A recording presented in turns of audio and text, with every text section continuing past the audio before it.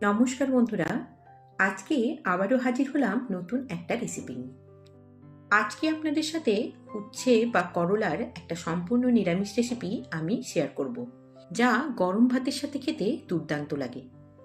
এই গরমে আপনারা দুপুরের খাবারের প্রথম পাতে এরকম ধরনের একটা রেসিপি অবশ্যই তৈরি করতে পারেন। আশা করি আপনাদের খুবই ভালো লাগবে।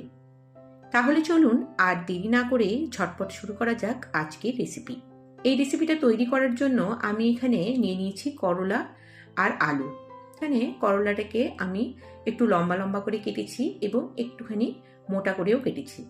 তার সাথে আলুটাকেও একইভাবে কেটে নিয়েছি। আপনারা করলার পরিবর্তে উচ্ছে দিয়েও এই রেসিপিটা তৈরি করতে পারেন। এখন গ্যাসের ফ্লেমটা অন করে আমি একটা কড়াই বসিয়ে দিয়েছি, আর তার মধ্যে দিয়ে দিয়েছি 10 টেবিল চামচ পরিমাণ সর্ষের তেল। সর্ষের তেলেই এই রান্নার স্বাদটা কিন্তু ভালো আসে এবং কালারটাও অনেক বেশি ভালো হয়। সেই জন্য রান্নাটিতে সর্ষের তেল ব্যবহার করার চেষ্টা করবেন। তেলটা ভালো করে গরম হয়ে গেলে আমি এখানে কেটে রাখা উচ্ছেগুলো এর মধ্যে অ্যাড করে দিলাম। উচ্ছেগুলো দেওয়ার পর প্রায় 3 থেকে 4 মিনিট মতো এগুলোকে আমি মিডিয়াম থেকে হাই আঁচে বেশ লাল লাল করে ভেজে নেব। দেখুন, উচ্ছেগুলো বেশ লাল লাল করে ভাজা হয়ে গেছে। তো এখন আমি এগুলোকে কড়াই থেকে তুলে রাখছি। এই একই তেলের মধ্যে আমি দিয়ে দিচ্ছি হাফ চামচ পরিমাণ কালো জিরে, আর তার সাথে কেটে রাখা আলুগুলো আমি অ্যাড করে দিলাম। তারপর এগুলোকেও বেশ কিছুক্ষণ ধরে ভেজে নেব, যতক্ষণ না আলুগুলো সামান্য একটুখানি সেদ্ধ হয়ে যায়। যতক্ষণ আলুটা ভাজা হচ্ছে ততক্ষণ আমরা এদিকে একটা মশলা তৈরি করে নেব, আর তার জন্য কিছুই না, শুধুমাত্র লাগবে আমাদের তিল। এই রান্নাটাতে আমি সাদা তিল ব্যবহার করছি, আর 4 চামচ পরিমাণ এখানে আমি সাদা তিল নিয়ে নিয়েছি। তিল দিয়ে এই রেসিপিটার স্বাদ দুর্দান্ত হয়। তো আমরা তিলটাকে হালকা একটু ড্রাই রোস্ট করে নিচ্ছি। তিলটাকে সামান্য একটু ড্রাই রোস্ট করে নিলে এর টেস্টটা অনেক বেশি ভালো হয়। তারপর একটা মিক্সিং জারের মধ্যে আমরা তিলটাকে ট্রান্সফার করে দেব। প্রথমে তিলটাকে আমরা জল ছাড়া বেটে নেব, তারপর সামান্য পরিমাণ জল দিয়ে একটা স্মুথ পেস্ট তৈরি করে নিতে হবে। দেখুন, তিলটা বেটে নিয়েছি আমরা। এই তিল বাটাটা খুবই স্মুথ হতে হবে, তাহলে কিন্তু টেস্টটা অনেক বেশি ভালো হয়। এদিকে দেখুন, আলুগুলো বেশ নরম হয়ে গেছে এবং প্রায় 70% মতো সেদ্ধ হয়ে গেছে। এর মধ্যে আমি বেটে রাখা তিলটা দিয়ে দিলাম।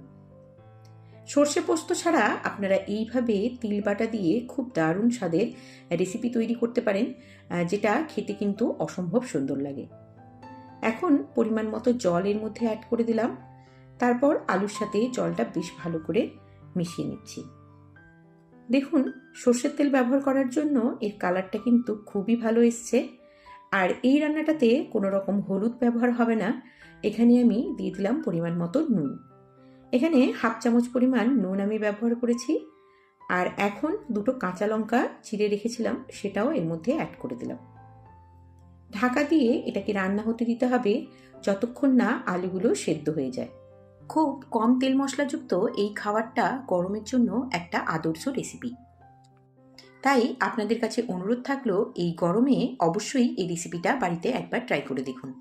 আশা করি আপনাদের অনেক বেশি ভালো লাগবে। প্রায় 2 থেকে 3 মিনিট মতো আমি এটাকে ঢাকা দিয়ে রান্না করে নিয়েছি।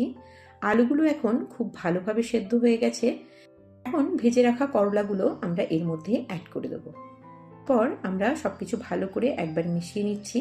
তারপর এটাকে ঢাকা দিয়ে আরও 2 থেকে 3 মিনিট মতো রান্না হতে দেব।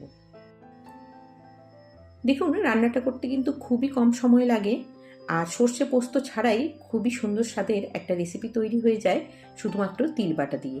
গরম ভাতে এই রেসিপিটা কিন্তু দুর্দান্ত লাগে, আর আপনি খেয়ে বুঝতেই পারবেন না যে এটা তিল বাটা দিয়ে তৈরি করা হয়েছে।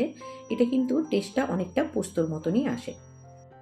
এখন দেখুন, প্রায় 2 থেকে 3 মিনিট পর আমি ঢাকাটা খুলে নিয়েছি, আর একবার দেখে নেব যে উচ্ছে আর আলুগুলো ঠিকঠাকভাবে সেদ্ধ হয়েছে কিনা।